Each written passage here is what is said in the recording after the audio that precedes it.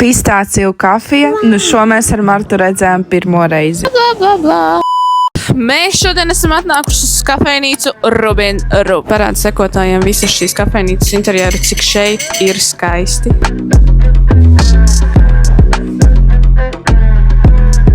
Mums pastāstīja, ka šajā vietā viņi gatavo paši lielākoties daudzus no ēdieniem. Un te ir, zin kas, siļka kažokā. Ēdīsim šubu šodien. Kā desertu? Atnesa šādu te pistāciju kafiju. Jūs kaut kur esat redzējuši vispār kaut ko šādu? Ļoti garšīga, ļoti smaržo pēc svaigām pistācijām. Un tas putukrējums dod tādu savu garšiņu. Mums tā atnesa maizīti un paštaisītu avokado sviestu. Garšīgi. Es maizi vispār ļoti retēdi, bet garšīgi. Paldies. Lielo pagaļas steiks. Nogaršosim steiku. Kā? Ļoti garšīgs.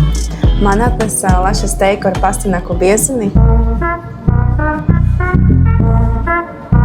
Tas ir pistāciju cheesecakes. Ar steiku jātiek galā, jo viņš tiešām ļoti garšīgs. Nu ko, vēl viena forša vietiņa, kuru mēs ar Martu apmeklējām. Nāciet noteikti uz šejieni, izmēģiniet it īpaši pistāciju kafiju. Rekomendē.